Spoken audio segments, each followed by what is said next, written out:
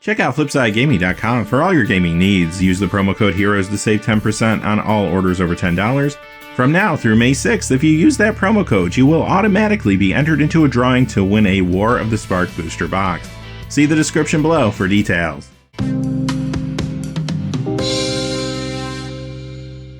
Hey there, this is John from Heroes and Legends, and again, we are going to recap and analyze all of those War of the Spark previews that came out today. We also got a couple more promo cards we'll look at quickly, too.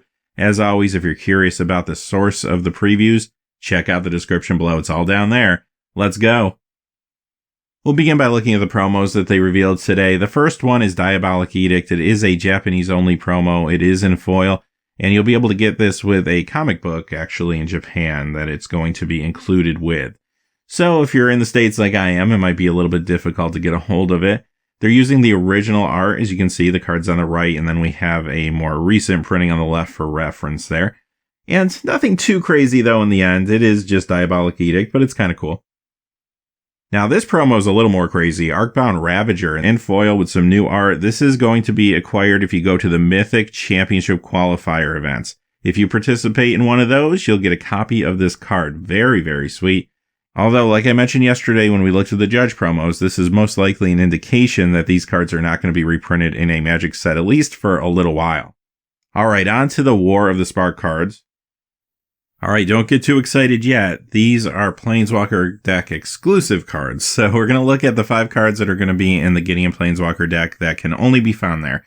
So remember, they are technically standard legal, but you will not find these in packs of War of the Spark. The first one is Gideon the Oathsworn. You'll notice not much has changed here. Basically, even though they are legal and standard, they try to cost them in such a way that they're not really going to be competitive cards. They are more casual. You can play these casually against the other deck, or you can even sometimes work one of these into a casual or commander deck. This one, no exception to that rule. It appears that +1/+1 counters will be kind of the theme of this deck, maybe some proliferate. Thought it was interesting that the -9 exiles Gideon. Maybe it's a little bit of a story element. Perhaps something bad is going to happen to him. Desperate Lunge. This is interesting. It's kind of an upgrade on Mighty Leap, which is a good limited card. Basically, all these cards would be good limited cards if they were in packs. Gideon's Battle Cry. So all these decks have one thing in common. They always have a way to tutor up that Planeswalker that it comes with, because the real attraction here is playing with the Planeswalker. These let you get them out of the library or out of the graveyard, and this is the card that does it for this deck. Then there's usually a card in here that will let you interact with any of that type of Planeswalker. In this case, pay a white and 3, put a loyalty counter on target Gideon Planeswalker. The previous card only interacted with Gideon the Oathsworn. And finally, you get an Orzhov Guildgate, so there must be a little bit of black in the deck too. Okay, now on to the cards that you will find in booster packs, the War of the Spark previews proper. This one's a Japanese language preview, loosely translated Silent Submarine. It doesn't feel amazing for drafter sealed. It's okay. I could see myself running it a percentage of the time. It just depends on what else I have available. Here's the thing. It costs 2, but it's 2 on color. Crew cost is 2. You get a 2/3. Whenever this deals combat damage to a player or Planeswalker, you do get to draw a card. That's nice, but getting across might not always be easy by the time you can actually get this thing moving. If you do get across, it probably means you're already winning, which is okay. That gives you more cards so that eventually you can just slam the door on the game a little bit faster, and there's nothing wrong with that. Also, just having this on the battlefield will make your opponent slow down a little bit. They really don't want to get hit by this and give you any kind of card advantage as the game goes on. It almost feels like this needed some kind of evasion. Of course, it wouldn't make sense to see a flying submarine, I suppose. Island Walk would feel right here, but of course I know we don't do that anymore. So this one feels a little lackluster generally to me.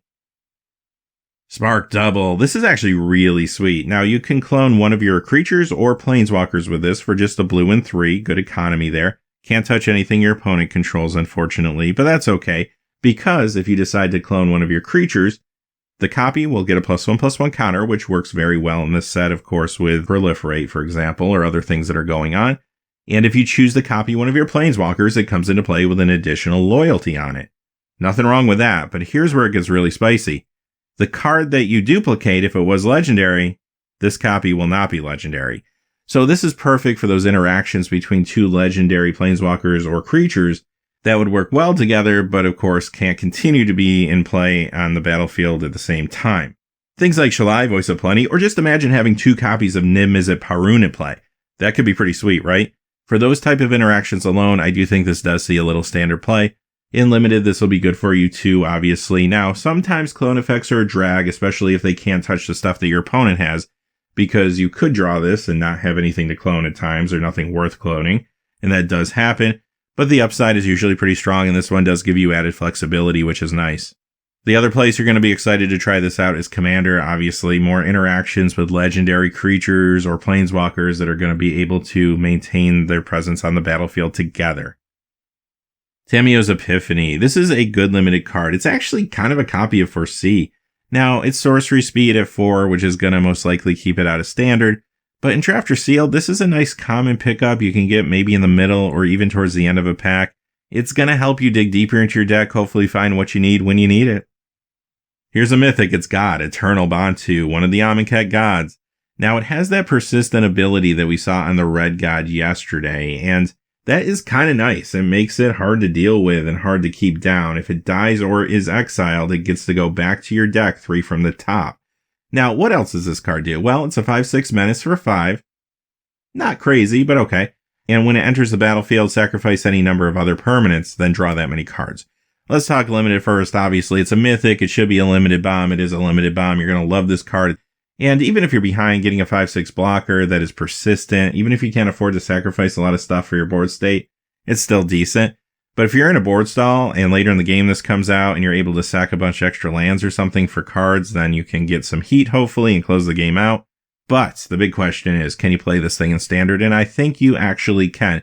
Now, one route could be the obvious one, Zombie Tribal. You could just throw this into a zombie deck with a lot of token creation.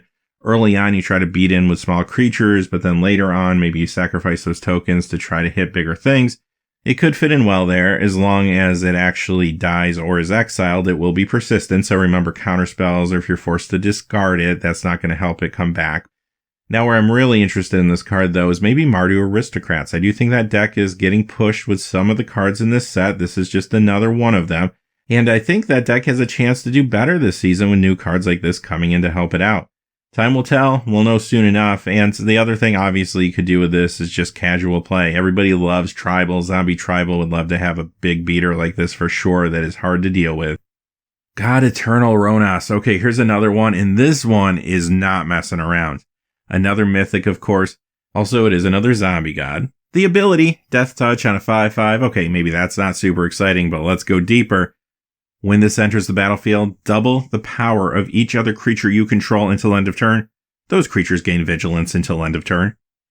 That is insane for 5 mana. And it also has that same clause that the other gods have to keep them persistent, keep them coming back. Imagine playing this in a green Stompy deck, a Gruul Stompy deck, even a Selesnya Tokens deck. Just pumping everything, getting in, and with vigilance, you don't even have to worry that much about the crackback. This will see standard play, I have no doubt, probably in multiple types of decks. Maybe even modern play, perhaps test it in an elf deck. This is truly the definition of a limited bomb. This simply wins you games as long as you have any board state, and if you're behind, it's not bad. A 5/5 Death Touch creature for 5 is not bad either. This is something you'd like to see in your packs at pre-release, but it is mythic. It's probably not going to happen all too often. But I feel like the people I play against will all have this card. And of course, in Commander, yeah, I can do some crazy stupid things there too with your creatures. This is legendary, so it can be your commander. Yes, this thing is incredible. Enter the God Eternals. Very epic story card here. It does cost a little bit when it comes to color requirements. 2 blue, a black, and 2. It's a sorcery, but it does a lot. This deals 4 damage to target creature. You gain life equal to the damage dealt this way. Target player puts the top 4 cards of their library into their graveyard, and you get to amass 4. Let's talk about limited first. It is asking a lot when it comes to color for a pick 1, pack 1 in draft. 2 blue and black, that could be difficult to swing some of the time, but you know what? The card is doing so much, I would be very, very tempted to first pick it. Some packs, maybe not. I might see one of these Uncommon Planeswalkers that's really good or something like that. But if I had to first pick this, I'm not going to be that disappointed. If I'm not in these colors, I could always try to splash for black, and I could still make it work most likely. And the payoff is just going to be so sweet. This thing could swing a game on its own. When it comes to standard, I do think it could see standard play. It just depends on where the meta goes. If a self-mill deck can get there, if a reanimation deck can get there finally, or maybe in a zombie token deck, it could see some play potentially. Tamiyo, Collector of Tales.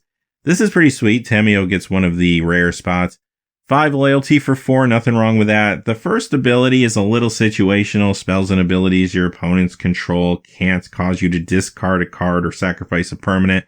Might be good in Commander with certain play groups for sure. Now, things get more interesting with +1 and -3 though. The +1 could do one of two things.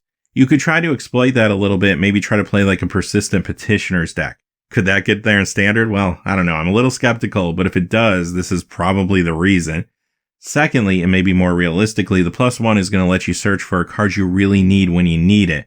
You might not always hit it, obviously, but if you're trying to hit like a Nexus of Fate, for example, well, this might help you get a little bit closer to it if nothing else. Maybe this does see play in a Nexus of Fate deck. I'd at least want to test it out there.